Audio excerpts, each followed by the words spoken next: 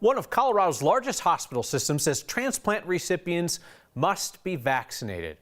We learned that by chance today when an unvaccinated patient who needs a kidney decided to go public about UCHealth's policy.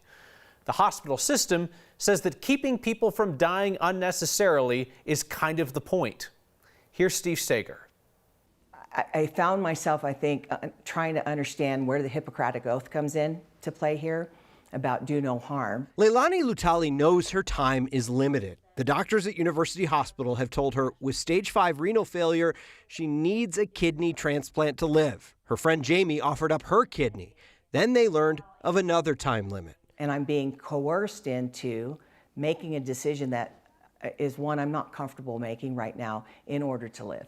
UCHealth sent Leilani a letter last week saying if she didn't get the COVID-19 vaccine in the next 30 days, she'd be removed from the transplant list. I felt like the vaccine is still new enough. There are too many questions that I'm still left with that haven't been answered. Jamie, who opposes the vaccine because of its use of the fetal cell line in development, says she was told if she didn't get the shot, she couldn't be a donor. I knew what it meant for her to have this kidney. And I said, if I'm the one and I can't give her my kidney, essentially I'm also now condemning my friend to death, because I can't get the vaccine. UCHealth told us today in almost all situations, transplant recipients are required to be vaccinated for COVID, a decision the hospital system made a few weeks ago. A spokesman for the hospital pointed to studies showing a higher risk of death for transplant recipients who catch COVID, ranging from 25 to 33%.